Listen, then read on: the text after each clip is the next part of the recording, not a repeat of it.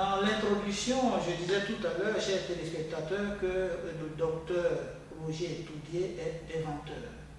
Savez-vous que les feux tricolores qui résistent aussi aujourd'hui à la circulation ont été inventés par un noir? Savez-vous que le tableau de bord de la voiture a été inventé par un noir? Nous sommes aussi devant un inventeur qui a eu dans sa vie 3 interventions d'ailleurs. La première remonte en 1990 à Genève. Nous allons demander au docteur de nous expliquer un peu, disons, ces différentes inventions et comment elles fonctionnent. À vous la parole, docteur. Bon, je vous remercie encore. Pour moi, c'est une joie de pouvoir, pas en tant que me lancer des fleurs pour dire que je suis inventeur, mais humblement pour partager mon savoir et dire ce que j'ai en tête et partager ça avec tous mes frères qui sont dans le monde. Et l'idée qui m'est venue pour ma première invention à Genève, je suis parti, en tant qu'informaticien, je suis parti du fait que j'ai repris l'ordinateur, le fonctionnement de l'ordinateur, intérieur de l'ordinateur, et je l'ai ramené sous forme d'un jeu et un jeu d'enseignement. Et donc j'ai commencé à partir des 0,1 en intégrant une logique à apprendre l'enfant à faire une opération arithmétique rapidement et dans une logique et apprendre le vocabulaire à un enfant d'une manière, dans une logique et d'une manière rapide. C'est ainsi que j'ai eu un prix, mon premier prix au Salon international des inventions de Genève, où j'ai la première et la médaille d'or de l'Organisation mondiale de la protection intellectuelle et puis la médaille de Vermeil au Salon pour la catégorie de jeux électroniques. Et pour la suite des choses, les réflexions m'ont porté à pouvoir toujours chercher et inventer des choses. Et maintenant, je suis à ma deuxième et à ma troisième invention.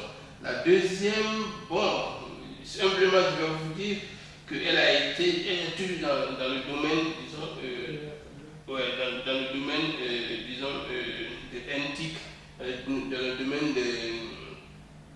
de la monétique. J'ai touché un peu les cartes bancaires. Aujourd'hui, je suis antique. Qu'est-ce que ça veut dire exactement? J'aimerais que vous donniez plus de détails. La monétique, c'est le système de paiement électronique. Tout ce qui concerne le système de paiement, paiement électronique. Et puis les NTIC, c'est les technologies d'information et de communication, les nouvelles technologies de communication. Et donc, c'est ici que pour cette fois-ci, dans la recherche, j'ai trouvé des moyens et des systèmes pour, disons, unir la diaspora africaine, canaliser l'économie de la diaspora africaine qui est forte. J'ai pensé à mettre en place un système pour, disons, dynamiser cette économie et la canaliser comme un fonds d'épargne. Le brevet est déposé, le système est en marche et nous sommes en train maintenant d'approcher d'une manière, disons, concrète la diaspora pour la rendre plus profitable.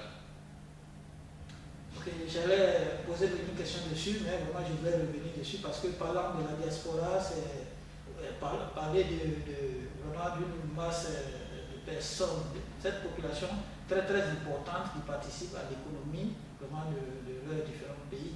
Alors, je voudrais que vous reveniez un peu comment vous allez contribuer vraiment à l'évolution de cette diaspora à travers votre système et permettre à cette diaspora vraiment d'être efficace dans le développement de leur pays à travers surtout votre nation. D'abord, je voudrais sensibiliser la diaspora. Je vais dire, surtout la diaspora africaine, je vais dire que nous ne sommes pas les derniers. Nous ne sommes pas les derniers, nous sommes une force, nous sommes une intelligence, nous sommes des bras, nous avons une richesse en Afrique. Nous ne sommes pas des maladies, l'Afrique n'est pas des maladies, l'Afrique n'est pas de pauvreté, l'Afrique est riche. Et cette richesse, elle est éparpillée dans tout le monde entier. Regardez tout simplement le quotidien de l'homme de diaspora. Et cette manne pouvait, si elle est canalisée, pouvait jouer un rôle très important, soit même pour l'homme de la diaspora qui vit ici, et soit pour son retour vers son pays d'origine.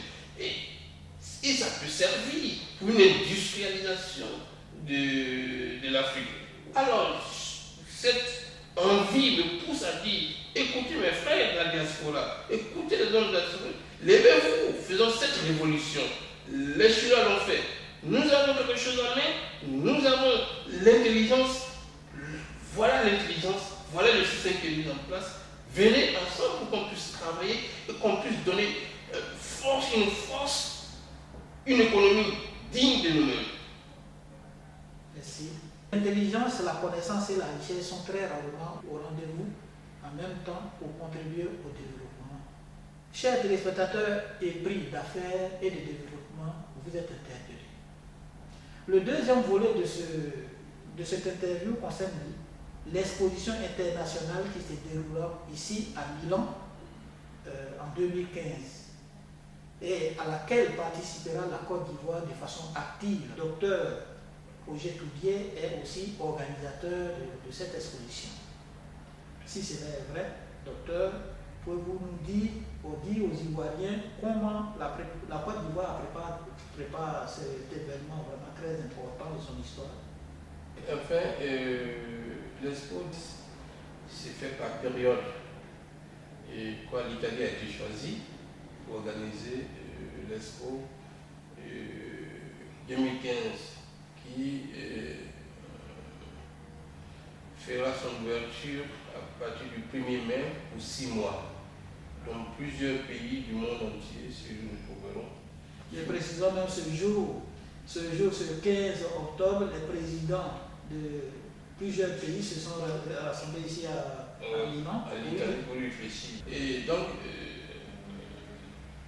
le thème de cette exposition, c'est comment nourrir le monde. Comment nourrir le monde, ça veut dire quoi? Par exemple, je prends l'exemple de la participation de la Côte d'Ivoire. La Côte d'Ivoire est l'un des pays producteurs de cacao. Et donc la Côte d'Ivoire participe en tant que pays phare dans la production du cacao.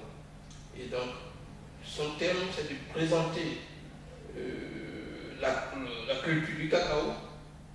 Mais en présentant la culture du cacao, il faut présenter, parce que c'est les paysans qui cultivent le cacao. Qu'est-ce qu'ils mangent pour pouvoir cultiver le cacao? En même temps, il faut présenter la nourriture base ivoirienne. Donc, tout ça fait partie de comment nourrir le monde et comment nourrir de manière durable le monde. Cette exposition. Et pour cela, il a été nommé en Côte d'Ivoire un commissaire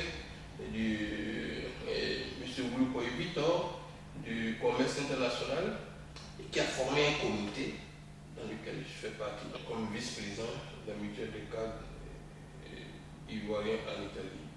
Et donc je participe et j'apporte mon savoir et mon expérience à ce comité. J'apporte mes informations, j'apporte ma contribution dans l'organisation des choses sur le territoire et on échange des informations. Notre objectif, c'est de pouvoir réussir cette mission et surtout soutenir notre commissaire pour réussir sa mission, la mission que la Côte d'Ivoire lui a confiée. C'est pour cela que le commissaire a déjà fait un voyage en Italie.